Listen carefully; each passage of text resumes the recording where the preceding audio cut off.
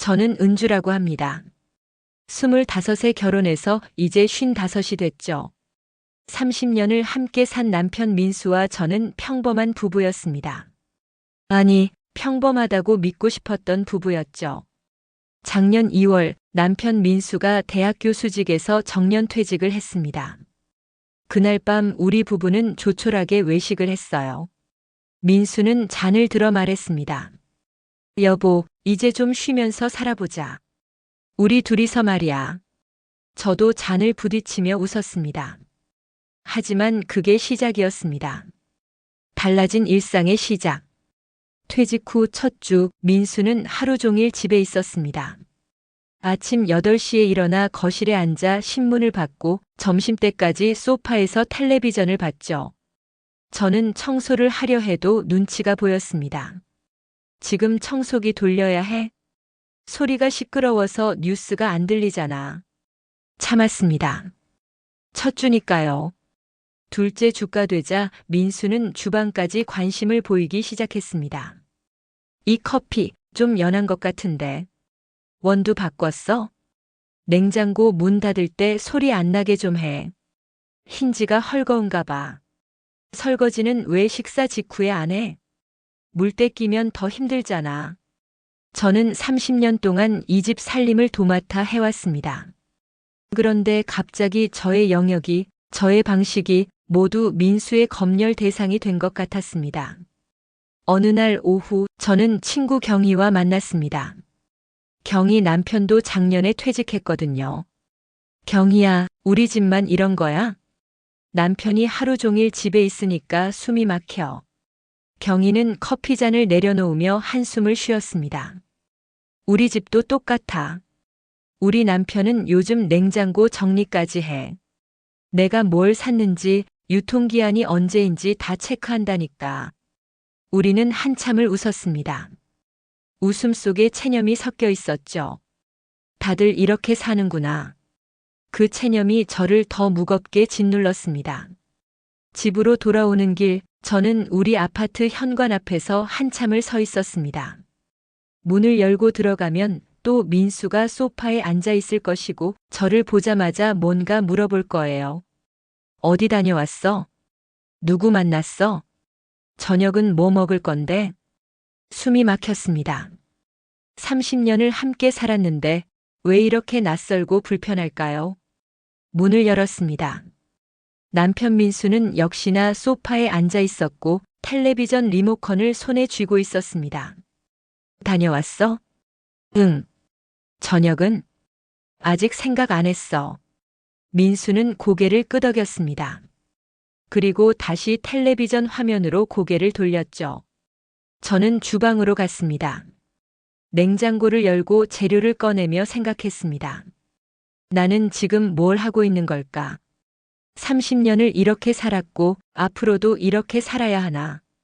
그날 밤 저는 잠이 오지 않았습니다. 옆에서 민수는 코를 골며 잠들어 있었죠. 저는 천장을 보며 생각했습니다. 내 삶은 어디로 간 걸까? 다음 날 아침 민수가 말했습니다. 여보, 오늘 점심은 밖에서 먹자. 집에만 있으니까 답답하네. 저는 고개를 끄덕였습니다. 하지만 속으로는 생각했죠. 답답한 건 나도 마찬가지야. 우리는 동네 식당에 갔습니다. 민수는 메뉴판을 보며 말했습니다. 이 집 냉면이 맛있다던데. 한번 먹어볼까? 좋아. 음식이 나왔습니다.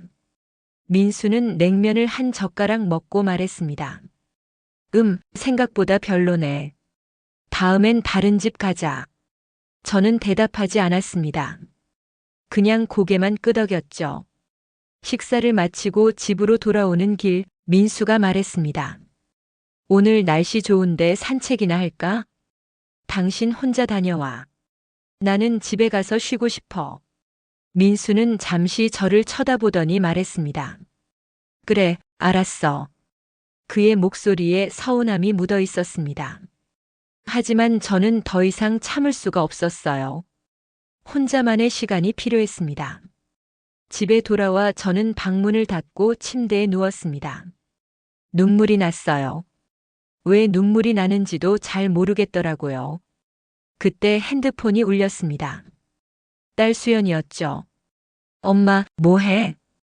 응, 그냥 집에 있어. 아빠는? 산책 가셨어. 엄마, 괜찮아? 목소리가 좀 이상한데. 저는 괜찮다고 말했습니다. 수연에게 걱정을 끼치고 싶지 않았거든요. 하지만 괜찮지 않았습니다. 저는 무너지고 있었어요. 천천히, 조용히, 아무도 모르게.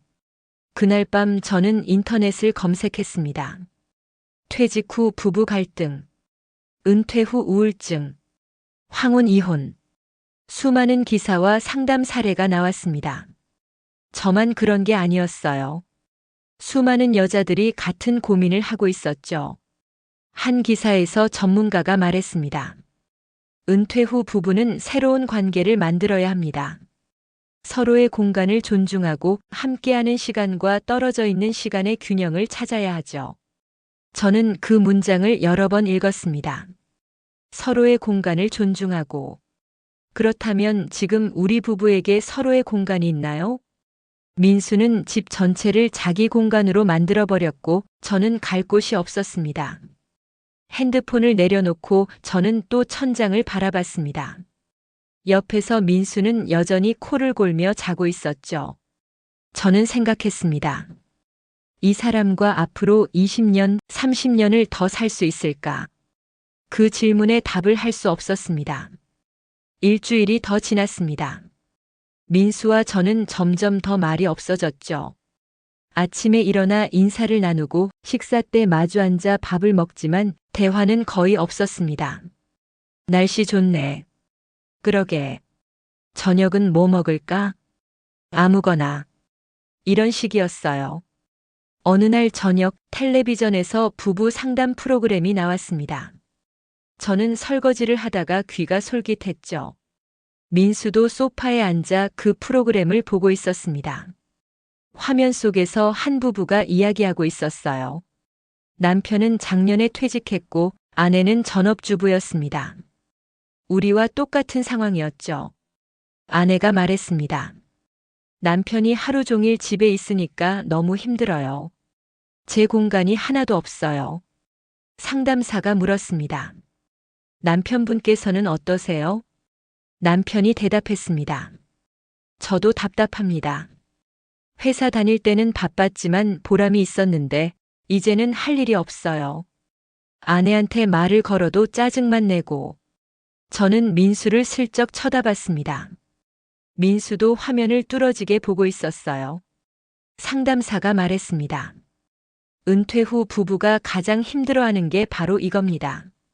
갑자기 함께 보내는 시간이 늘어나면서 서로의 생활 패턴이 충돌하는 거죠. 중요한 건 서로의 공간을 만들어주는 겁니다. 화면 속 부부는 상담을 통해 해결 방법을 찾았습니다. 주방은 아내의 공간, 서재는 남편의 공간으로 정했고 거실은 공동 공간으로 사용하되 서로 방해하지 않기로 약속했죠. 그리고 일주일에 하루는 각자 따로 시간을 보내기로 했습니다. 아내는 친구들을 만나고 남편은 취미 활동을 하는 거예요. 프로그램이 끝나고 민수가 말했습니다. 여보, 우리도 저렇게 해볼까? 저는 설거지를 멈추고 민수를 돌아봤습니다. 뭘? 저 공간을 나누고 그런 거. 내가 너무 당신한테 신경을 많이 쓴 것 같아. 민수의 목소리가 조심스러웠습니다. 저는 잠시 망설이다가 고개를 끄덕였죠. 그래, 한번 해보자. 다음 날 아침 우리는 거실 테이블에 마주 앉았습니다. 민수가 종이와 펜을 꺼내 놓았어요. 자, 그럼 우리 규칙을 정해보자. 저는 쓴웃음이 나왔습니다. 30년을 산 부부가 이제 와서 규칙을 정한다니. 하지만 어쩌겠어요. 이렇게라도 해야 숨통이 트일 것 같았습니다. 첫 번째, 주방은 내 공간이야. 당신은 식사 시간 외에는 들어오지 말아줘. 알았어. 그럼 거실은 내 공간으로 할게. 텔레비전도 내가 보고 싶은 걸 볼 거야. 저는 고개를 끄덕였습니다. 두 번째, 일주일에 한 번은 각자 시간을 가지자. 나는 수요일에 친구들 만날 거야. 좋아. 나는 토요일에 산에 가든지 뭘 하든지 할게. 규칙은 생각보다 쉽게 정해졌습니다. 하지만 실천이 문제였죠. 첫 주는 괜찮았습니다. 민수는 주방에 잘 들어오지 않았고 저도 거실에 오래 머물지 않았어요. 수요일에 저는 경희를 만났고 토요일에 남편 민수는 등산을 갔습니다. 어때? 좀 나아진 것 같지? 민수가 물었습니다. 저는 고개를 끄덕였습니다. 응, 조금은. 하지만 그게 전부였습니다. 우리는 공간을 나눴지만 마음까지 나눈 건 아니었거든요. 여전히 대화는 없었고 서로를 향한 관심도 줄어들었습니다. 규칙을 지키는 것만으로도 버거웠죠. 어느 날 저녁 저는 침대에 누워 생각했습니다. 이게 정답인가? 서로 떨어져 지내는 게 부부가 함께 사는 방법인가? 답을 알 수 없었습니다. 그때 민수가 방문을 두드렸습니다. 여보, 잠깐 나와봐. 얘기 좀 하자. 저는 일어나 거실로 나갔습니다. 민수는 소파에 앉아 있었고 커피를 2잔 준비해 놨더라고요. 앉아. 민수가 말했습니다. 저는 소파에 앉았습니다. 민수가 커피잔을 밀어주며 말했습니다. 여보, 우리 이렇게 사는 거 맞나? 저는 커피잔을 들고 한 모금 마셨습니다. 뜨거운 커피가 목을 타고 내려갔죠. 나도 잘 모르겠어. 민수가 한숨을 쉬었습니다. 나는 퇴직하고 나서 정말 많이 외로웠어. 회사 다닐 때는 바빴지만 사람들도 만나고 할 일도 있었잖아. 근데 이제는 아무것도 없더라고. 저는 민수를 바라봤습니다. 민수의 눈가에 주름이 깊게 패여 있었어요. 언제 이렇게 늙었을까? 나도 마찬가지야. 당신이 회사 다닐 때는 나도 내 시간이 있었어. 친구도 만나고 혼자 쇼핑도 하고. 근데 당신이 집에 있으니까 뭘 하든 눈치가 보여. 민수가 고개를 끄덕였습니다. 미안해. 저는 고개를 저었습니다. 미안할 필요 없어. 우리 둘 다 적응이 필요한 거겠지. 그날 밤 우리는 오랜만에 진솔한 대화를 나눴습니다. 민수의 외로움, 저의 답답함, 서로에 대한 서운함까지. 모든 걸 꺼내놓고 나니 조금은 후련했어요. 여보, 우리 다시 시작해보자. 좀 더 서로를 이해하면서. 민수가 제 손을 잡았습니다. 저는 고개를 끄덕였죠. 그날 이후 우리는 조금씩 나아졌습니다. 완벽하진 않았지만 예전보단 나았어요. 민수는 주방에 들어올 때 먼저 물어봤고 저도 거실에서 민수가 보는 프로그램에 관심을 보였습니다. 이렇게 조금씩 나아지겠지. 저는 그렇게 믿었습니다. 하지만 그 평화는 오래가지 않았어요. 3월 초 민수에게 학교에서 연락이 왔습니다. 저는 부엌에서 설거지를 하고 있었는데 민수의 전화 목소리가 들렸어요. 네, 교수님. 아, 감사합니다. 정말 영광입니다. 전화를 끊고 민수가 부엌으로 들어왔습니다. 얼굴에 웃음이 가득했죠. 여보, 큰일 났어. 저는 놀라서 물었습니다. 무슨 일인데? 학교에서 나를 명예교수로 재임명했대. 강의도 2개 맡을 수 있대. 민수의 목소리가 들떠 있었습니다. 저도 기뻤어요. 정말? 잘 됐네. 민수는 거실로 나가 소파에 앉았습니다. 저도 설거지를 멈추고 따라 나갔죠. 명예교수라니 정말 좋은데? 당신 평생 꿈이었잖아. 민수가 고개를 끄덕였습니다. 그래, 정년하고 나서 허전했는데 이렇게 다시 학교로 돌아갈 수 있다니. 하지만 민수의 목소리 어딘가에 묘한 그림자가 있었어요. 저는 그걸 느꼈지만 그냥 넘어갔습니다. 일주일 후 민수는 학교에 출근했습니다. 아니, 출근이라고 해야 할까요? 명예교수니까 정식 직원은 아니었죠. 그날 저녁 민수가 집에 돌아왔을 때 표정이 어두웠습니다. 어떻게 됐어? 첫 출근은?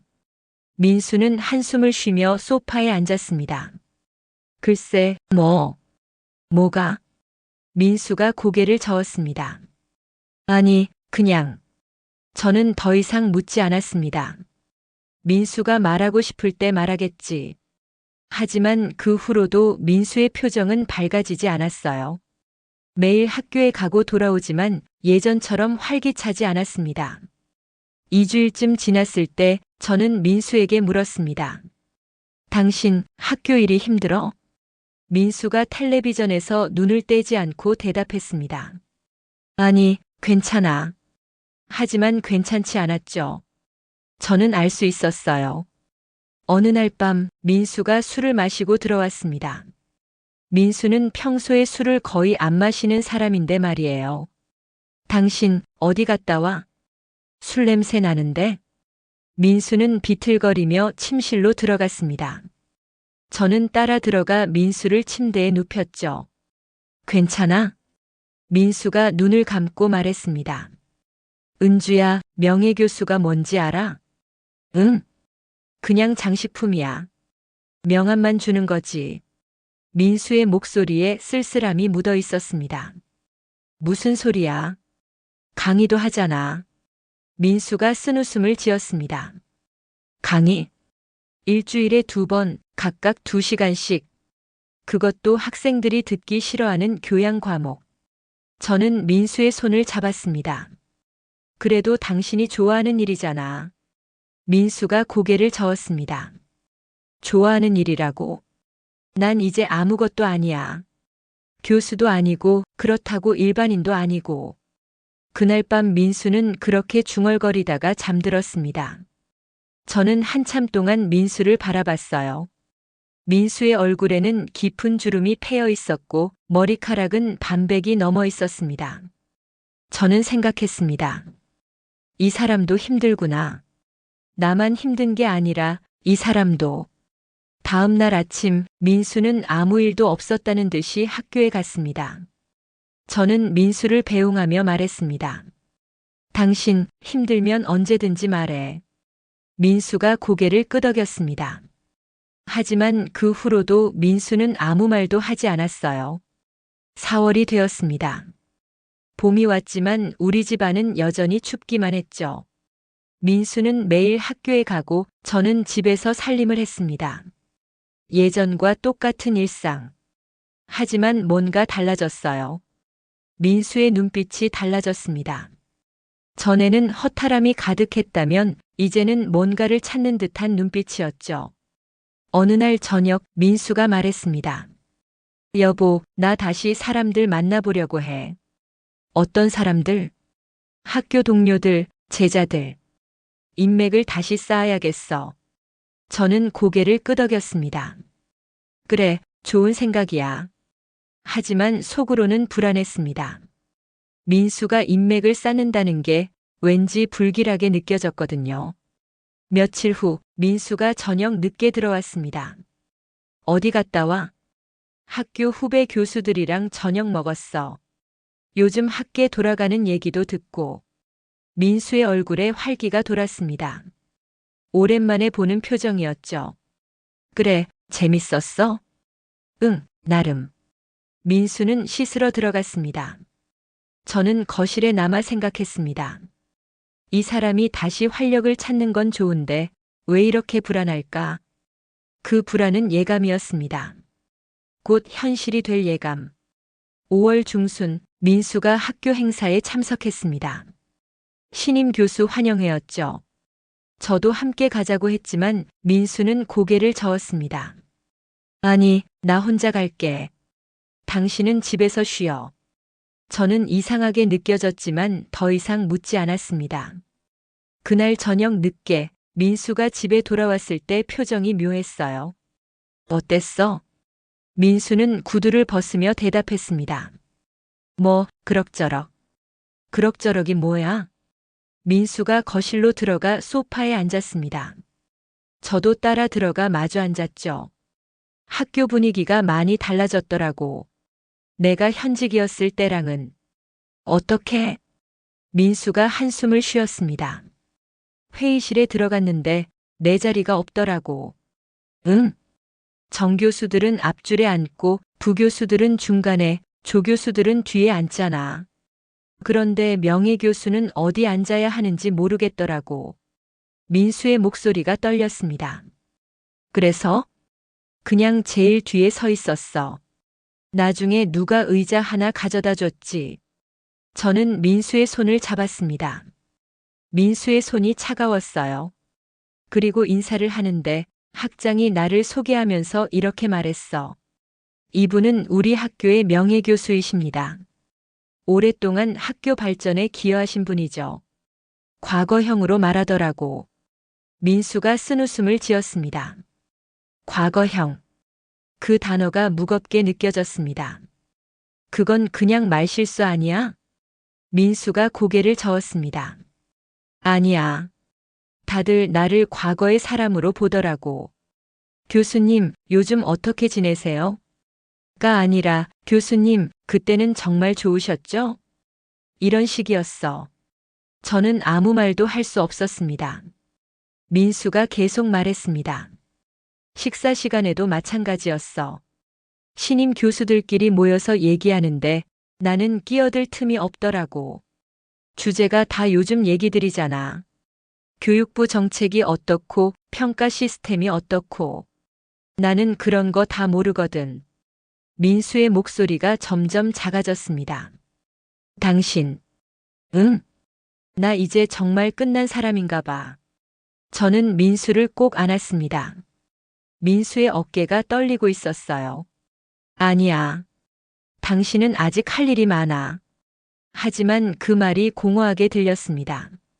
다음 날부터 민수는 더 자주 밖에 나가기 시작했습니다. 어디가? 학교. 오늘 강의 없잖아. 그래도 가야 돼. 존재감을 보여야지. 저는 더 이상 묻지 않았습니다. 일주일쯤 지났을 때 민수가 말했습니다. 여보, 나 골프 치려고 해. 골프? 당신 골프 안 친지 몇 년 됐는데. 알아. 근데 요즘 학교 사람들이 다 골프로 친목 도모하더라고. 나도 끼어야 할 것 같아. 저는 고개를 끄덕였습니다. 그래, 좋은 생각이야. 하지만 속으로는 걱정됐습니다. 민수가 너무 애쓰는 것 같았거든요. 며칠 후 민수는 골프 가방을 꺼냈습니다. 먼지가 수북이 쌓여 있었죠. 저는 민수를 도와 골프채를 닦았습니다. 민수가 말했습니다.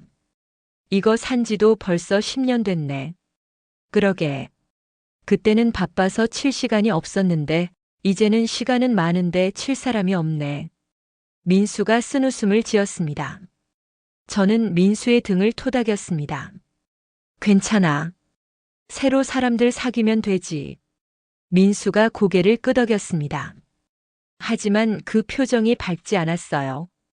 그날 밤 저는 잠이 오지 않아 거실로 나왔습니다. 민수의 서재 문틈으로 불빛이 새어나오고 있었어요. 살짝 문을 열어보니 민수가 책상에 앉아 뭔가를 보고 있었습니다. 가까이 가보니 예전 명함이었어요. 정교수 김민수라고 적힌 명함. 민수는 명함을 쓰다듬으며 중얼거렸습니다. 이게 나였는데. 저는 조용히 문을 닫았습니다. 가슴이 아팠어요. 민수는 정체성을 잃어가고 있었습니다. 교수라는 이름으로 30년을 살았는데 이제는 그것마저 과거가 된 거죠. 저는 침대로 돌아와 누웠습니다. 옆에서 민수가 들어와 누웠어요. 앉아? 응, 이제 자려고. 당신. 왜? 나 괜찮을까? 저는 민수의 손을 잡았습니다. 괜찮아. 우리 함께 잘 해낼 거야. 민수가 저의 손을 꽉 쥐었습니다. 하지만 저도 확신이 없었어요. 민수가 우리가 정말 괜찮을지. 6월 초 민수는 본격적으로 골프를 시작했습니다. 골프 연습장에 등록하고 일주일에 3번씩 나갔죠. 처음에는 걱정했지만 민수의 표정이 밝아지는 걸 보니 다행이었습니다. 오늘 연습 어땠어?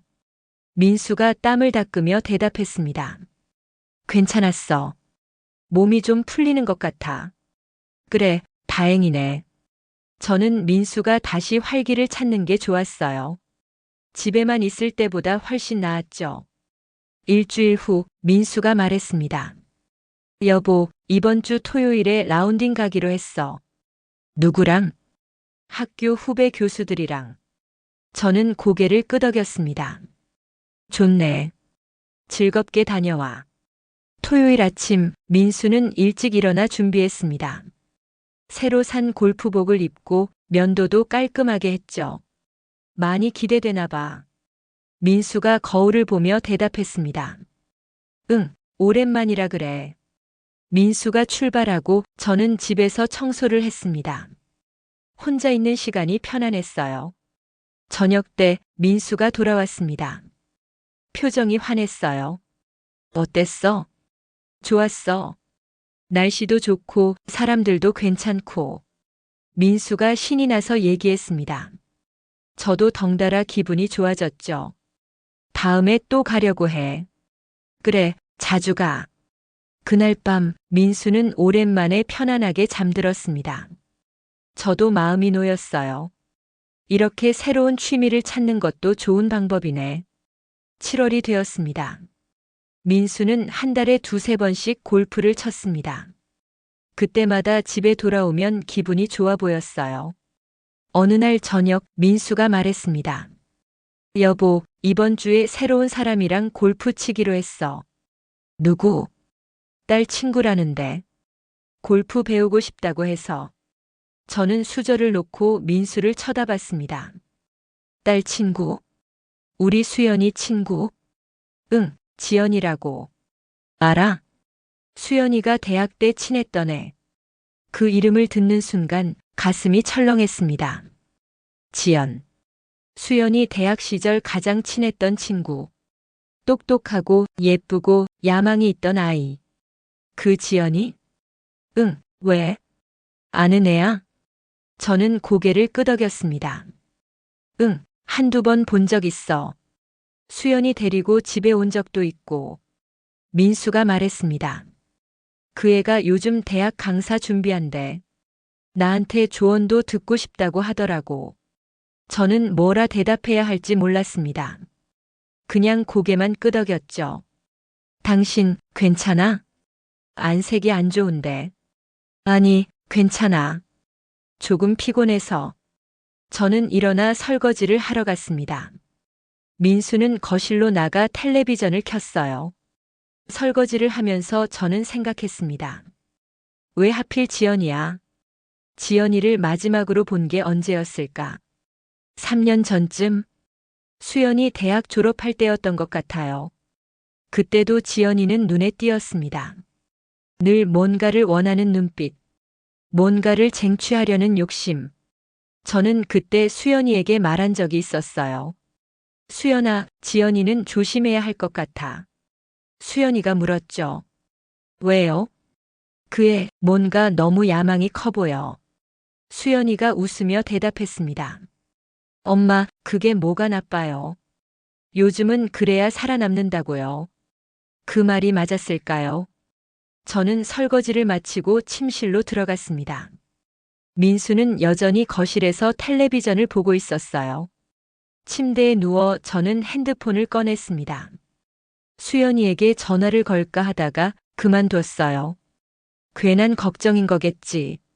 하지만 불안은 사라지지 않았습니다. 다음 날 아침 민수가 골프 가방을 챙기며 말했습니다. 오늘 지연이랑 치는 날이야. 응. 점심쯤 되면 끝날 거야. 그래, 조심해서 다녀와. 민수가 현관문을 나섰습니다. 저는 창문으로 민수가 차를 타고 떠나는 걸 봤어요. 그리고 그날 모든 게 시작됐습니다. 민수가 저녁에 돌아왔습니다. 평소보다 늦은 시간이었어요. 늦었네. 민수가 구두를 벗으며 대답했습니다. 응, 라운딩 끝나고 식사도 하고 왔어. 지연이랑? 응. 저는 더 이상 묻지 않았습니다. 하지만 민수의 표정이 이상했어요. 너무 밝았거든요. 아침에 나갈 때보다 훨씬 더 활기찬 얼굴. 눈빛도 달라졌고 걸음걸이도 가벼웠습니다. 골프 잘했어? 민수가 거실로 들어가며 대답했습니다. 응, 생각보다 잘 쳤어. 지연이도 금방 배우더라고. 똑똑한 애야. 저는 주방에서 저녁 준비를 하며 대답했습니다. 그래. 민수가 계속 말했습니다. 그 애가 나한테 여러 가지 물어보더라고. 대학 강사가 되려면 어떻게 해야 하는지, 임용에 필요한 게 뭔지. 내가 아는 대로 다 알려줬어. 저는 칼을 들고 야채를 썰었습니다. 칼질이 거칠어졌죠. 그래? 응, 그 애가 논문도 쓰고 있대. 내가 한번 봐주기로 했어. 저는 손을 멈췄습니다. 논문을 봐준다고? 응, 내 전공 분야거든. 도와줄 수 있을 것 같아. 저는 깊게 숨을 쉬었습니다. 그래, 좋은 일이네. 하지만 속으로는 불안했습니다. 저녁을 먹으면서 민수는 계속 지연이 얘기를 했어요. 얼마나 똑똑한지, 얼마나 열정적인지, 얼마나 밝은 미래를 가진 애인지. 저는 밥을 먹으며 듣기만 했습니다. 당신 듣고 있어? 응. 그 애가 다음 주에 또 만나자고 하는데 괜찮지? 저는 수저를 놓고 민수를 쳐다봤습니다. 왜 나한테 물어봐? 그냥 혹시 당신이 불편할까봐. 저는 고개를 저었습니다. 불편할 게 뭐가 있어? 당신 제자 가르치는 건데. 민수가 웃으며 대답했습니다. 그래, 그럼 됐어. 식사를 마치고 저는 설거지를 했습니다. 민수는 서재로 들어갔어요. 설거지를 하면서 저는 계속 생각했습니다. 이건 뭐가 문제일까? 그냥 제자를 가르치는 건데 왜 나는 이렇게 불안할까? 설거지를 마치고 거실로 나왔습니다. 서재 문이 열려 있었고 민수가 컴퓨터 앞에 앉아 있었어요. 뭐해? 지연이가 보낸 논문 초고 보는 중이야. 저는 민수 뒤에 서서 화면을 봤습니다. 논문 제목이 보였죠. 그리고 그 아래 지연이가 보낸 메시지. 교수님, 오늘 정말 즐거웠어요. 다음에 또 만나요. 웃는 얼굴 이모티콘. 저는 그 메시지를 보는 순간 가슴이 철렁했습니다. 웃는 얼굴 이모티콘? 제자가 교수에게 보내는 메시지 치고는 너무 가볍지 않나요? 저는 아무 말 없이 침실로 들어갔습니다. 침대에 누워 천장을 봤어요. 민수는 서재에서 계속 컴퓨터를 보고 있었습니다. 밤이 깊어졌지만 민수는 들어오지 않았어요. 저는 일어나 서재로 갔습니다. 민수가 여전히 화면을 보고 있었죠. 앉아? 민수가 화들짝 놀라며 화면을 껐습니다. 아, 응. 이제 자려고. 왜 놀랐을까요? 왜 화면을 껐을까요? 저는 묻지 않았습니다. 하지만 알고 있었어요. 뭔가 시작되고 있다는 걸. 다음 날 아침 저는 수연이에게 전화를 걸었습니다. 수연아, 엄마야. 엄마, 무슨 일이에요? 수연아, 지연이 요즘 뭐 해? 지연이요? 대학 강사 준비하는 거로 알아요. 왜요? 아니, 그냥. 아빠가 그의 골프 가르쳐 준다고 해서. 수연이가 잠시 침묵하더니 말했습니다. 아빠가요? 응. 엄마, 그거 괜찮은 거예요? 뭐가? 지연이가 아빠한테 골프를 배운다는 게요. 저는 수연이의 목소리에서 뭔가를 느꼈습니다. 걱정. 왜, 뭐가 문제야? 수연이가 한숨을 쉬었습니다. 엄마, 지연이는 뭐랄까. 뭔가를 원하면 수단과 방법을 가리지 않는 애예요. 그 말이 제 불안을 확신으로 바꿨습니다. 그래, 알았어. 나중에 다시 얘기하자. 전화를 끊고 저는 창밖을 봤습니다. 여름 하늘이 너무 밝았어요. 그 밝음이 오히려 불안하게 느껴졌습니다. 7월 중순, 민수는 일주일에 두세 번씩 지연이를 만났습니다. 골프를 가르치고 논문을 봐주고 때로는 식사도 함께 했죠. 그럴 때마다 민수는 집에 돌아와서 지연이 얘기를 했어요. 처음에는 참고 들었습니다. 하지만 점점 힘들어졌죠. 그 애가 오늘 이런 얘기를 하더라고. 그 애가 논문에서 이런 부분을 썼는데 정말 기발하더라. 그 애가 나한테 이렇게 말했어. 모든 대화가 지연이로 시작하고 지연이로 끝났습니다. 저는 참다 못해 물었습니다. 당신 지연이한테 푹 빠진 것 같네. 민수가 웃으며 대답했습니다. 무슨 소리야? 그냥 제자를 가르치는 건데. 제자를 가르치는 게 일주일에 3번이나 만나는 거야? 민수의 표정이 굳었습니다. 은주야, 왜 이래? 샘내는 거야? 샘? 내가 왜 샘을 내? 그럼 왜 이렇게 따지는데? 저는 더 이상 말하지 않았습니다. 말해봐야 싸움만 날 거였거든요. 하지만 민수는 변했습니다. 확실히 변했어요. 옷차림부터 달라졌습니다. 예전에는 집에서 편한 옷만 입었는데 이제는 외출할 때마다 새 옷을 입었죠.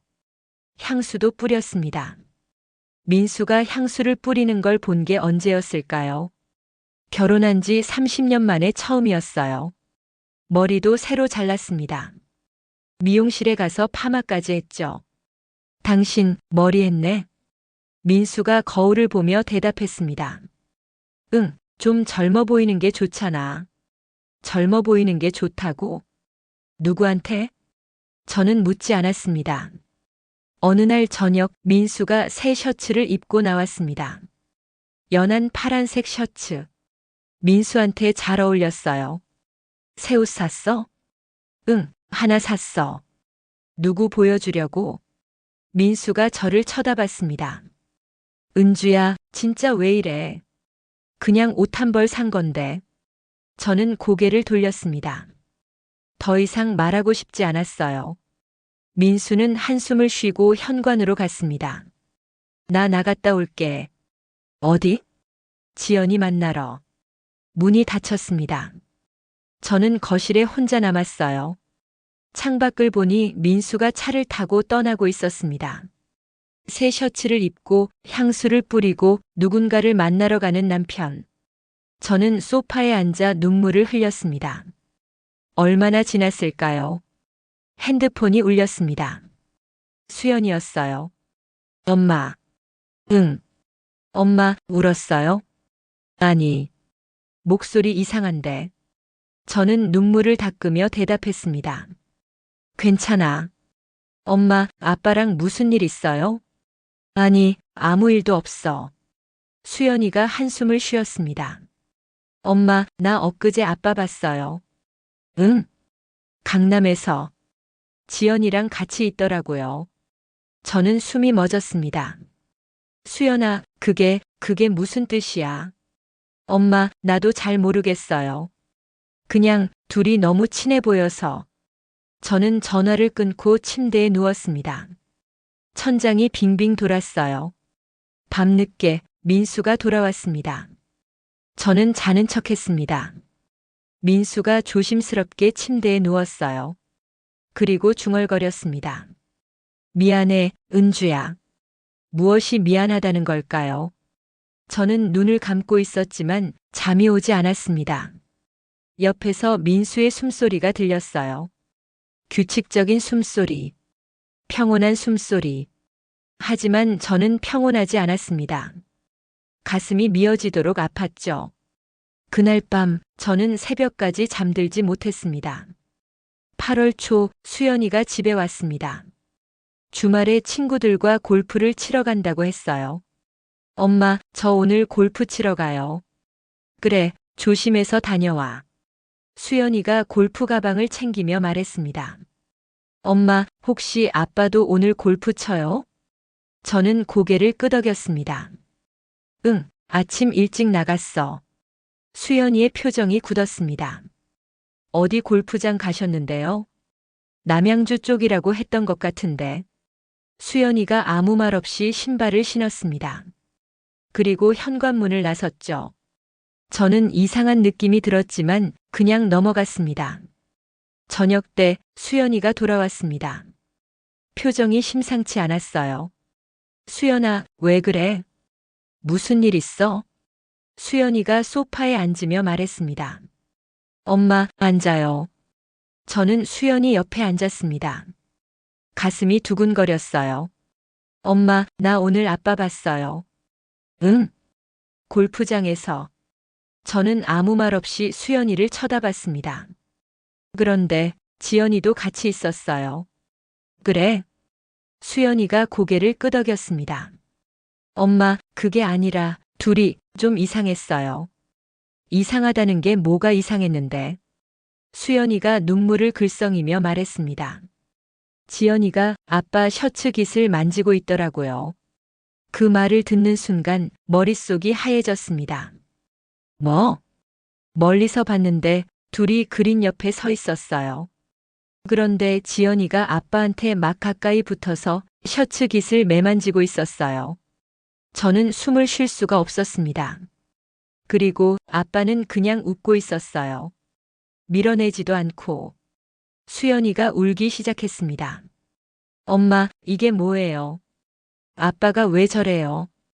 저는 수연이를 안았습니다. 수연이의 어깨가 떨렸어요. 수연아, 괜찮아. 엄마가 알아볼게. 하지만 어떻게 알아본다는 걸까요? 무엇을 알아본다는 걸까요? 수연이가 집에 간 후 저는 거실에 혼자 앉아 있었습니다. 민수는 아직 돌아오지 않았어요. 시계를 봤습니다. 밤 9시. 10시가 되어도 민수는 돌아오지 않았습니다. 11시가 되어도. 자정이 가까워졌을 때 현관문이 열렸습니다. 민수가 들어왔어요. 얼굴이 상기되어 있었습니다. 늦었네. 민수가 구두를 벗으며 대답했습니다.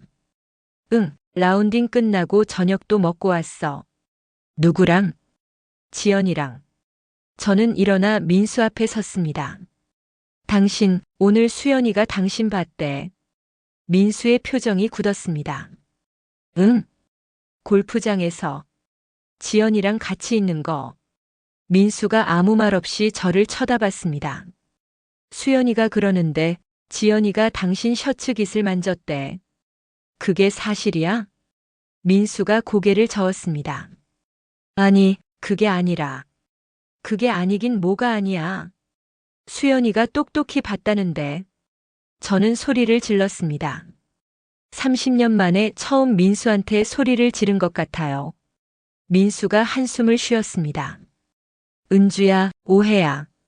그냥 셔츠가 좀 구겨져서 펴준 거야. 셔츠를 펴준다고. 제자가 교수 셔츠를 펴준다고. 민수가 대답하지 않았습니다. 당신 지금 뭐 하는 거야? 그 애가 몇 살인데? 우리 딸 친구잖아. 민수가 소리쳤습니다. 은주야, 아무 일도 없다고.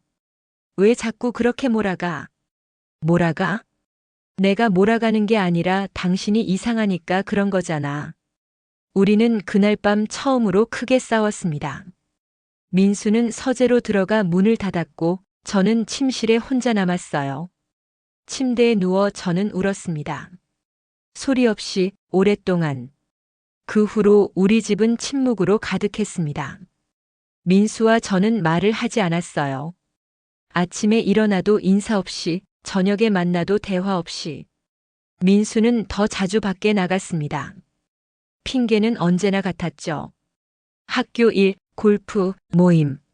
하지만 저는 알고 있었습니다. 지연이를 만나러 간다는 걸. 어느 날 오후 저는 민수의 서재로 들어갔습니다. 책상 위에 민수의 핸드폰이 놓여 있었어요. 저는 망설였습니다. 남의 핸드폰을 보는 건, 특히 남편의 핸드폰을 보는 건 잘못된 거잖아요. 하지만 손이 저절로 움직였습니다. 핸드폰을 집어들었죠. 비밀번호는 우리 결혼 기념일이었습니다. 화면이 열렸어요. 메시지 앱을 열었습니다. 지연이와의 대화가 가득했어요.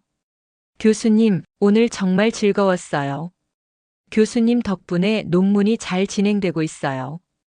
교수님, 다음 주에도 만나요. 그 메시지들은 평범해 보였습니다. 제자가 교수에게 보내는 메시지처럼. 하지만 이모티콘이 문제였어요. 하트, 웃는 얼굴, 윙크하는 얼굴. 그리고 민수의 답장. 그래, 다음 주에 보자. 오늘도 고생했어. 논문 화이팅. 평범한 답장이었지만 뭔가 이상했습니다. 저는 더 위로 스크롤을 올렸습니다. 한 달 전 대화. 교수님, 제가 교수님한테 부탁 하나 드려도 될까요? 뭔데? 임용 추천서 써주실 수 있으세요? 그래, 써줄게. 정말요? 감사해요. 하트 이모티콘. 임용 추천서. 그제야 모든 퍼즐이 맞춰졌습니다. 지연이는 민수를 좋아한 게 아니었어요. 민수의 도움이 필요했던 거죠. 저는 핸드폰을 내려놓았습니다. 가슴이 답답했어요. 그때 현관문이 열렸습니다. 민수가 돌아온 거예요. 저는 급히 서재를 나왔습니다. 민수와 마주쳤죠. 왜 서재에 있었어? 그냥. 민수가 저를 지나쳐 서재로 들어갔습니다. 저는 주방으로 갔어요. 그날 저녁 저는 밥을 차리지 않았습니다. 민수가 물었습니다. 저녁 안 해? 당신 알아서 먹어. 민수가 한숨을 쉬고 밖으로 나갔습니다. 저는 침실에 들어가 문을 잠갔어요. 침대에 누워 생각했습니다. 임용 추천서. 지연이는 처음부터 계획이 있었던 거예요. 민수한테 접근해서 친해지고 도움을 받는 것. 그럼 민수는 그걸 몰랐을까요? 아니요. 알았을 겁니다. 하지만 모른 척한 거죠. 젊은 여자가 자신에게 관심을 보이는 게, 자신을 필요로 하는 게 기분 좋았을 테니까요. 저는 눈을 감았습니다. 눈물이 흘러내렸어요. 30년. 30년을 함께 산 사람이 이렇게 쉽게 다른 여자한테 넘어갈 수 있나요? 아니, 넘어간 게 아닐 수도 있죠. 아직 아무 일도 없을 수도 있어요. 하지만 마음은 이미 떠났습니다. 민수의 마음은 이미 저한테서 멀어졌어요. 그게 가장 아팠습니다. 밤늦게 민수가 문을 두드렸습니다. 은주야, 문 열어. 저는 대답하지 않았습니다. 은주야, 우리 얘기 좀 하자. 할 얘기 없어. 민수가 한숨을 쉬었습니다. 은주야, 제발. 저는 일어나 문을 열었습니다. 민수가 서 있었어요. 뭐? 은주야, 나 정말 아무 일도 없어. 아무 일도 없다고? 그럼 임용 추천서는 뭐야? 민수의 표정이 굳었습니다. 그걸 어떻게 해? 당신 핸드폰 봤어. 민수가 화를 냈습니다. 내 핸드폰을 봤다고? 그게 말이 돼? 말이 안 되는 건 당신이야. 지연이가 당신한테 뭘 원하는지 알면서 왜 계속 만나는 거야? 민수가 고개를 숙였습니다. 미안해. 미안하다고? 그게 다야? 민수가 저를 쳐다봤습니다. 은주야, 나도 그냥 필요한 사람이 되고 싶었어. 그 말이 칼처럼 제 가슴을 찔렀습니다. 필요한 사람? 나는 당신이 필요 없어. 민수가 대답하지 않았습니다. 저는 문을 닫았습니다. 그리고 침대에 누워 또 울었어요. 8월 하순, 저는 더 이상 참을 수 없었습니다. 진실을 알아야겠다고 생각했죠. 어느 날 오후 저는 지연이에게 연락했습니다. 수연이한테서 번호를 받았어요. 지연아, 나 수연이 엄마야. 아, 이모. 안녕하세요. 목소리가 밝았습니다. 너무 밝았어요. 지연아, 이모가 만나고 싶은데 시간 좀 낼 수 있어? 네, 물론이죠. 언제 만날까요? 내일 어때? 좋아요. 다음 날 저는 강남의 한 카페에서 지연이를 만났습니다. 지연이는 예쁜 원피스를 입고 왔어요. 이모, 오랜만이에요. 지연이가 환하게 웃으며 앉았습니다. 저는 커피를 주문하고 지연이를 쳐다봤습니다. 지연이는 여전히 웃고 있었어요. 지연아, 요즘 뭐 해? 대학 강사 준비하고 있어요. 곧 임용시험 볼 거예요. 그래, 잘 됐네. 저는 커피를 한 모금 마셨습니다. 지연아, 우리 남편이랑 자주 만난다며? 지연이의 표정이 살짝 굳었습니다. 아, 네. 교수님이 많이 도와주세요. 어떻게 도와주는데? 논문도 봐주시고 골프도 가르쳐 주시고요. 저는 고개를 끄덕였습니다. 지연아, 이모가 하나만 물어볼게. 정직하게 대답해 줄 수 있어? 네, 물론이죠. 저는 지연이의 눈을 똑바로 쳐다봤습니다. 너, 우리 남편한테 뭘 원하는 거야? 지연이가 잠시 멈췄습니다. 그리고 웃음을 지었죠. 이모, 무슨 말씀이세요? 알면서 왜 물어? 임용 추천서 받으려고 우리 남편한테 접근한 거잖아. 지연이의 웃음이 사라졌습니다. 이모, 오해하시는 것 같은데요. 오해? 뭐가 오해야? 지연이가 커피잔을 내려놓으며 말했습니다. 이모, 저는 교수님한테 정말 많은 걸 배우고 있어요. 그리고 제가 부탁드린 추천서도 제 실력을 인정받아서 받는 거예요. 실력을 인정받아서? 그럼 왜 골프를 가르쳐 달라고 했어? 왜 셔츠 깃을 만졌어? 지연이의 표정이 차갑게 변했습니다. 이모, 제가 뭘 잘못했나요? 저는 제 미래를 위해 노력하는 거예요. 이모도 젊었을 때 그랬잖아요. 그 말에 저는 할 말을 잃었습니다. 지연이가 계속 말했습니다. 이모, 솔직히 말씀드릴게요. 이 세상은 실력보다 인맥이에요. 교수님도 그걸 아시잖아요. 그래서 저를 도와주시는 거고요. 그래, 인맥이 중요하겠지. 하지만 그게 남의 남편을 유혹하는 이유가 돼? 지연이가 웃었습니다. 냉소적인 웃음. 유혹이라고요? 이모, 제가 뭘 했는데요? 저는 그냥 교수님한테 배우고 도움을 청했을 뿐이에요. 그걸 유혹이라고 하시면 이 세상 모든 여자 제자들이 유혹범이네요. 저는 아무 말도 할 수 없었습니다. 지연이가 가방을 들며 일어났습니다. 이모, 죄송하지만 저 먼저 갈게요. 그리고 교수님은 정말 좋은 분이에요. 이모가 더 잘해드려야 하는 거 아니에요? 그 말을 남기고 지연이는 가버렸습니다. 저는 카페에 혼자 남았어요. 커피는 식어버렸고 저의 마음도 함께 식어버렸습니다. 집으로 돌아오는 길, 저는 멍하니 걸었습니다. 지연이의 말이 계속 맴돌았어요. 이모가 더 잘해드려야 하는 거 아니에요? 제가 민수를 잘못 대한 걸까요? 제가 민수를 밀어낸 걸까요? 집에 도착했습니다. 민수는 거실에 있었어요. 다녀왔어? 저는 대답하지 않고 침실로 들어갔습니다. 민수가 따라 들어왔죠. 은주야, 오늘 어디 갔다 왔어? 저는 민수를 쳐다봤습니다. 지연이 만났어.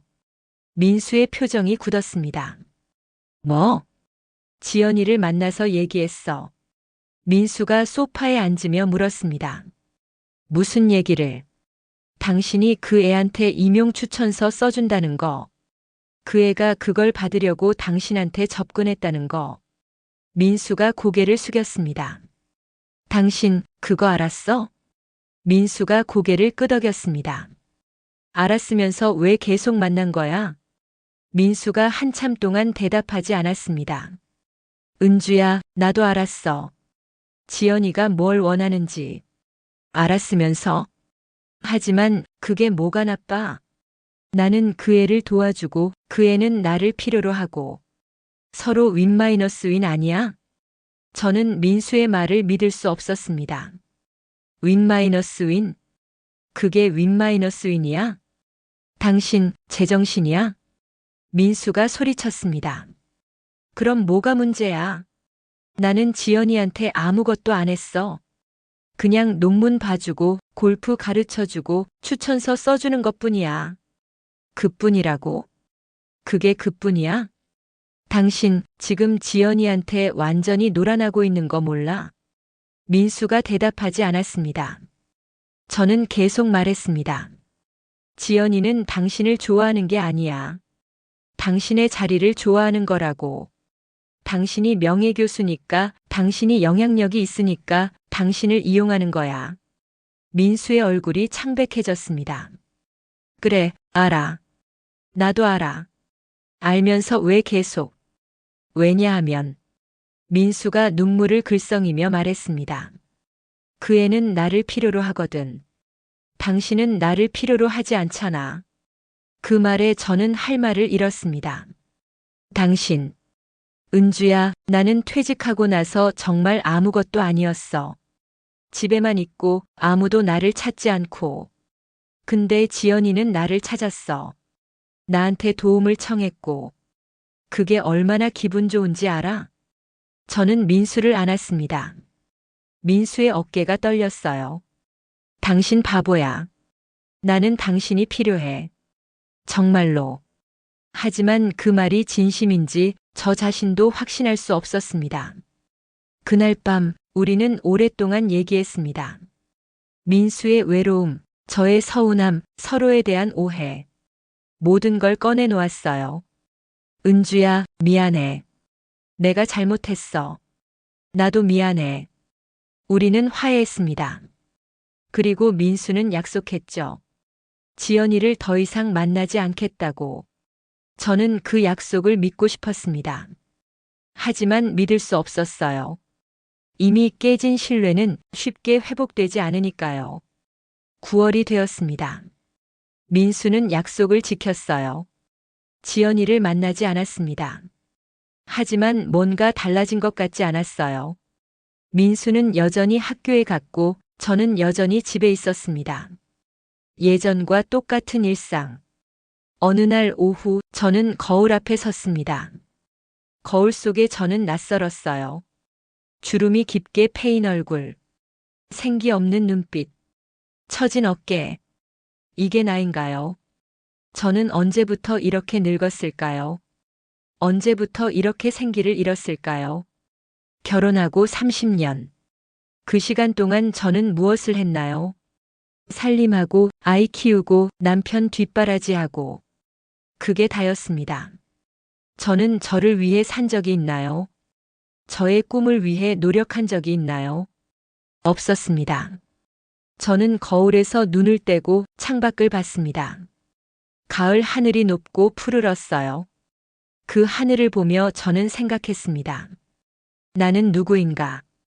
김민수의 아내, 김수연의 어머니. 그게 다였습니다. 은주라는 사람은 어디로 갔을까요? 그날 저녁 저는 경희에게 전화를 걸었습니다. 경희야. 은주야, 왜? 목소리가 이상한데. 경희야, 나 요즘 이상해. 무슨 일이야? 저는 한참 동안 말하지 못했습니다. 그러다 말했죠. 경희야, 나는 누구인 것 같아? 경희가 잠시 침묵하더니 말했습니다. 은주야, 너 우울증 아니야? 우울증? 응, 나도 작년에 그랬거든. 상담 받았어. 그래서 어떻게 됐어? 좀 나아졌어. 약도 먹고 상담도 받고.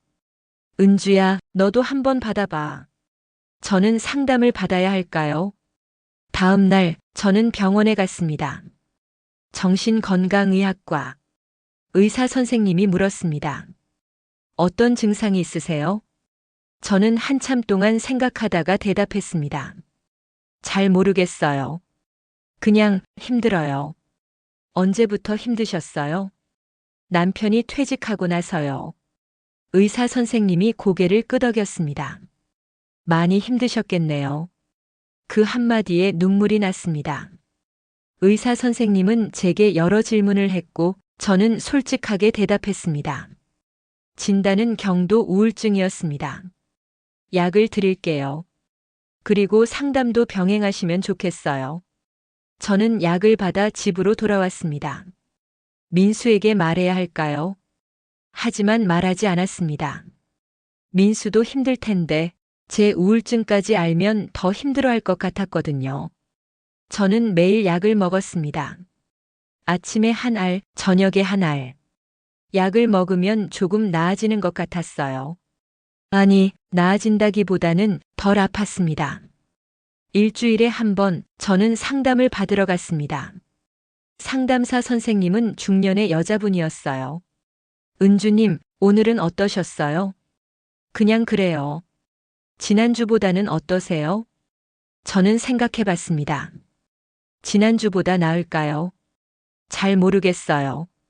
상담사 선생님이 물었습니다. 남편분과는 어떠세요? 예전과 같아요. 말은 하는데 마음은 멀어진 것 같아요. 은주님은 남편분과 가까워지고 싶으세요? 저는 한참 생각했습니다. 가까워지고 싶은가요? 잘 모르겠어요. 가까워지고 싶기도 하고 그냥 이대로 살고 싶기도 하고.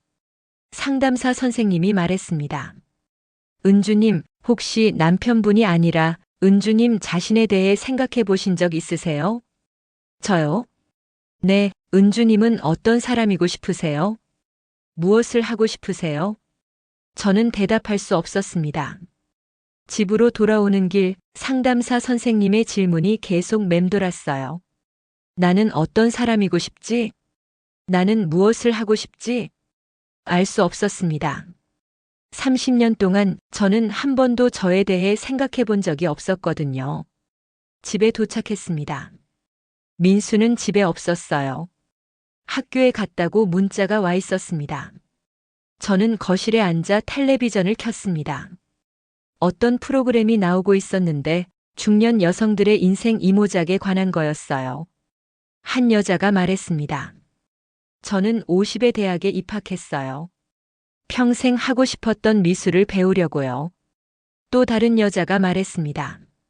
저는 45에 베이커리를 시작했어요. 제가 만든 빵으로 사람들을 기쁘게 하고 싶었거든요. 그들은 모두 빛나고 있었습니다. 저도 빛날 수 있을까요? 그날 밤 민수가 돌아왔습니다. 저는 저녁을 차려놓고 기다리고 있었어요. 당신. 응? 나 뭔가 하고 싶은데 어떤 게 좋을까? 민수가 저를 쳐다봤습니다. 갑자기 왜? 그냥 나도 뭔가 해보고 싶어서. 민수가 생각하더니 말했습니다. 글쎄, 당신이 좋아하는 거 하면 되지. 내가 좋아하는 게 뭔지 모르겠어. 민수가 잠시 멈췄습니다. 그리고 말했죠. 은주야, 천천히 찾아봐. 시간 많잖아. 그 말이 위로가 되지 않았습니다. 오히려 더 공허하게 느껴졌어요. 식사를 마치고 저는 침실로 들어갔습니다. 침대에 누워 천장을 봤어요. 저는 생각했습니다. 민수를 미워할 수 없었습니다. 지연이를 미워할 수도 없었어요. 가장 미운 건 나였습니다. 아무것도 하지 않고 아무것도 되지 않은 채 30년을 살아온 나. 그 무기력한 나 자신이 가장 미웠습니다. 창밖으로 달빛이 들어왔습니다. 차가운 달빛. 저는 그 달빛 아래 누워 오랫동안 잠들지 못했습니다. 11월 중순, 저는 상담을 받은 지 한 달이 되었습니다. 조금은 나아진 것 같았어요. 아니, 조금은 명확해진 것 같았습니다. 상담사 선생님이 말했습니다. 은주님, 많이 좋아지셨어요. 그런가요? 네, 처음 오셨을 때보다 표정이 훨씬 밝아지셨어요. 저는 거울을 보지 않아서 몰랐습니다. 하지만 선생님이 그렇게 말하니 조금은 안심이 됐어요. 은주님, 오늘은 남편분에 대해 이야기해 볼까요? 저는 고개를 끄덕였습니다. 은주님은 남편분과의 관계를 회복하고 싶으세요? 저는 한참 생각했습니다. 회복하고 싶은가요? 잘 모르겠어요. 회복한다는 게 뭔지도 잘 모르겠고요. 상담사 선생님이 말했습니다. 많은 분들이 관계 회복을 원하세요. 하지만 중요한 건 그 회복이 누구를 위한 건가 하는 거예요. 무슨 뜻이죠? 은주님이 남편분과 관계를 회복하고 싶은 이유가 진정으로 남편분을 사랑해서인가요? 아니면 그냥 외로워서인가요? 혹은 세상의 시선이 두려워서인가요? 그 질문이 저를 멈추게 했습니다. 저는 왜 민수와의 관계를 회복하고 싶은 걸까요? 사랑해서? 외로워서? 시선이 두려워서? 셋 다인 것 같기도 하고 셋 다 아닌 것 같기도 했습니다. 잘 모르겠어요. 상담사 선생님이 미소 지으며 말했습니다. 괜찮아요. 지금 당장 답을 찾을 필요는 없어요. 천천히 생각해 보세요. 그날 상담을 마치고 저는 카페에 앉았습니다. 커피를 시키고 창밖을 봤어요. 사람들이 바쁘게 지나다녔습니다. 모두 어딘가로 가고 있었죠. 저도 어딘가로 가고 싶었습니다. 하지만 어디로 가야 할지 몰랐어요. 핸드폰이 울렸습니다. 경이었어요. 은주야, 뭐해? 카페에 있어. 나도 지금 근처야. 갈게. 30분 후 경희가 도착했습니다. 은주야, 왜 이렇게 얼굴이 좋아졌어? 그래? 응, 지난번에 봤을 때보다 훨씬 나아 보여. 저는 쓴웃음을 지었습니다. 상담받고 있어. 잘했어. 나도 받길 잘했다고 생각해. 경희가 커피를 마시며 말했습니다. 은주야, 너 남편이랑은 어때? 그냥 그래. 예전이랑 비슷해. 예전이 어땠는데? 저는 한참 생각했습니다. 말은 하는데 마음은 안 통하는 그런 거? 경희가 고개를 끄덕였습니다. 우리 집도 그래. 근데 있잖아, 상담 받으면서 깨달은 게 있어. 뭔데? 부부가 꼭 마음이 통해야 하는 건 아니더라고. 저는 경희를 쳐다봤습니다. 무슨 소리야? 경희가 말했습니다. 있잖아, 우리가 결혼할 때는 사랑으로 했잖아. 근데 30년이 지나면 그 사랑이 다 어디 갔겠어. 이제는 그냥 동거인이지. 동거인? 응, 함께 사는 사람. 사랑한다기보다는 익숙한 사람. 그게 나쁜 건 아니야. 그냥 그런 거지. 저는 경희의 말을 곱씹었습니다. 민수와 저도 그런가요? 동거인? 근데 은주야, 중요한 건 그 동거인 관계가 서로를 죽이는 관계면 안 된다는 거야. 서로를 죽인다고? 응, 서로의 행복을 빼앗는 관계. 그건 안 되는 거지. 그럴 바에는 차라리 떨어지는 게 나아. 경희의 말이 무겁게 다가왔습니다. 민수와 저는 서로를 죽이고 있나요? 집에 돌아왔습니다. 민수는 거실에서 텔레비전을 보고 있었어요. 다녀왔어? 응. 저는 주방으로 가서 저녁 준비를 시작했습니다. 감자를 깎으며 생각했어요. 민수와 저의 관계. 우리는 서로를 사랑하나요? 아니면 그냥 익숙한 건가요? 잘 모르겠습니다. 하지만 한 가지는 확실했어요. 지금 이 상태로는 행복하지 않다는 것. 저녁을 먹으며 민수가 물었습니다. 요즘 어디 자주 나가네? 병원 다녀와.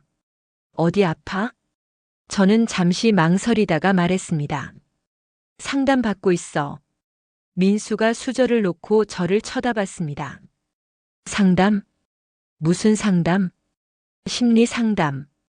민수의 표정이 굳었습니다. 은주야, 너 우울증이야? 저는 고개를 끄덕였습니다. 민수가 한숨을 쉬었습니다. 내가 그렇게 만든 거야? 아니, 당신 때문만은 아니야. 그럼, 나 때문이야. 내가 나를 잃어버린 것 같아서. 민수가 아무 말하지 않았습니다. 당신, 미안해. 저는 민수의 손을 잡았습니다. 미안할 필요 없어. 이건 내가 해결해야 할 문제야. 민수가 제 손을 꽉 쥐었습니다. 은주야, 내가 도와줄 수 있는 거 있어? 저는 고개를 저었습니다. 아니, 이건 내가 혼자 해야 해. 그날 밤, 우리는 오랜만에 함께 영화를 봤습니다. 로맨스 영화였는데 내용은 잘 기억나지 않아요. 하지만 민수 옆에 앉아 있는 게 나쁘지 않았습니다. 영화가 끝나고 민수가 말했습니다. 은주야, 우리 좀 달라져야 할 것 같아. 응. 어떻게 달라져야 할까? 저는 잠시 생각했습니다. 잘 모르겠어. 근데 지금보다는 나아져야 할 것 같아. 민수가 고개를 끄덕였습니다. 하지만 우리 둘 다 알고 있었습니다. 달라지는 게 얼마나 어려운지. 11월이 되었습니다. 날씨가 추워졌어요. 낙엽이 거리를 뒤덮었습니다. 저는 여전히 상담을 받았고 민수는 여전히 학교에 다녔습니다. 어느 날 상담사 선생님이 물었습니다. 은주님, 이제 상담을 마칠 때가 된 것 같아요. 벌써요? 네, 은주님은 많이 좋아지셨어요. 이제는 스스로 찾아갈 수 있을 것 같아요. 저는 불안했습니다. 혼자서요? 네, 혼자서도 괜찮으실 거예요. 상담사 선생님이 마지막으로 말했습니다. 은주님, 기억하세요. 관계의 회복은 두 사람이 함께 만드는 거예요. 하지만 그보다 중요한 건 각자가 자기 자신을 찾는 거예요. 은주님이 은주님 자신을 찾으면 남편분과의 관계도 자연스럽게 정리될 거예요. 그 말이 마음에 남았습니다. 나를 찾는다는 것. 저는 무엇을 찾아야 할까요? 12월, 겨울이 왔습니다. 눈이 내렸어요. 하얀 눈이 세상을 덮었습니다. 저는 창가에 서서 눈을 바라봤습니다. 눈은 조용히 소리 없이 내렸죠. 민수는 오늘도 새벽 일찍 학교에 갔습니다. 명예교수의 출근길. 저는 혼자 집에 남았어요. 커피를 내려 마시며 생각했습니다. 30년. 민수와 함께 산 시간. 그 시간이 헛된 건 아니었습니다. 수연이를 낳았고 함께 웃었고 함께 울었죠. 하지만 그 시간 동안 저는 저를 잃어버렸습니다. 은주라는 사람을. 이제는 찾아야 할 때인 것 같습니다. 오후가 되어 저는 외출 준비를 했습니다. 오랜만에 백화점에 가보기로 했어요. 백화점은 사람들로 가득했습니다. 크리스마스 시즌이었거든요. 저는 천천히 걸으며 구경했습니다. 옷도 보고 신발도 보고 화장품도 봤어요. 한 옷가게에서 멈췄습니다. 쇼윈도에 예쁜 코트가 걸려 있었거든요. 들어가서 입어봤습니다. 거울 속에 제가 낯설었어요. 코트를 입은 저는 조금 달라 보였습니다. 조금 더 밝아 보였죠. 손님, 정말 잘 어울리세요. 직원이 말했습니다. 저는 미소 지으며 대답했습니다. 감사합니다. 코트를 샀습니다. 30년 만에 제가 입고 싶어서 산 옷이었어요. 집으로 돌아오는 길, 저는 가벼웠습니다. 집에 도착하니 민수가 와 있었어요. 다녀왔어? 응. 민수가 제 손에 든 쇼핑백을 봤습니다. 뭐 샀어? 코트. 보여줘. 저는 코트를 꺼내 보여줬습니다. 민수가 미소 지으며 말했습니다. 예쁘다. 당신한테 잘 어울릴 것 같아. 그렇지? 저는 민수에게도 미소를 보냈습니다. 그날 저녁 우리는 오랜만에 평온했습니다. 크게 달라진 건 없었지만 뭔가 편안했어요. 밤이 되었습니다. 저는 침대에 누워 생각했습니다. 민수와 저는 어떻게 될까요? 다시 가까워질까요? 아니면 이대로 멀어질까요? 잘 모르겠습니다. 하지만 한 가지는 알았어요. 그게 어떻게 되든 저는 이제 괜찮을 것 같다는 것. 저는 저를 찾아가고 있으니까요. 12월 말 민수가 말했습니다. 은주야, 학교에서 제안이 왔어. 무슨 제안? 해외 연수 프로그램이래. 6개월 동안 미국 대학에서 연구할 수 있대. 저는 민수를 쳐다봤습니다. 가고 싶어? 민수가 고개를 끄덕였습니다. 응, 솔직히 가고 싶어. 새로운 걸 배우고 싶거든. 그럼 가. 민수가 놀란 표정으로 저를 봤습니다. 정말? 당신 괜찮아? 저는 미소 지으며 대답했습니다. 응, 괜찮아. 당신도 당신의 길을 찾아야지. 민수가 제 손을 잡았습니다. 고마워. 1월이 되었습니다. 민수는 출국 준비를 했습니다. 짐을 싸며 민수가 물었습니다. 은주야, 나 없는 동안 외롭지 않을까? 저는 고개를 저었습니다. 괜찮아. 나도 내가 하고 싶은 거 할 거야. 뭘 할 건데? 아직 잘 모르겠어. 근데 찾아볼 거야. 천천히. 민수가 웃으며 말했습니다. 그래, 천천히. 출국 전날 밤 우리는 함께 저녁을 먹었습니다. 외식을 했어요. 30년 전 결혼 기념으로 갔던 그 식당. 여기 그대로네. 민수가 말했습니다. 그러게. 우리는 추억을 떠올리며 식사를 했습니다. 젊었던 시절, 사랑했던 시절. 은주야, 우리 다시 시작할 수 있을까? 저는 잠시 생각했습니다. 잘 모르겠어. 근데 시도해 볼 수는 있을 것 같아. 민수가 고개를 끄덕였습니다. 다음 날 새벽 저는 민수를 공항에 데려다 줬습니다. 잘 다녀와. 응, 자주 연락할게. 민수가 떠났습니다. 저는 혼자 집으로 돌아왔어요. 빈집. 하지만 외롭지 않았습니다. 저는 거실에 앉아 커피를 마셨습니다. 그리고 생각했죠. 이제 뭘 할까? 문득 예전에 하고 싶었던 게 떠올랐습니다. 그림. 저는 젊었을 때 그림을 그리고 싶었어요. 하지만 결혼하고 포기했죠. 이제 다시 시작해 볼까요? 저는 일어나 노트북을 켰습니다. 그림 학원을 검색했어요. 며칠 후 저는 학원에 등록했습니다. 중년반이었죠. 첫 수업날 저는 떨렸습니다. 하지만 붓을 잡는 순간 뭔가 편안해졌어요.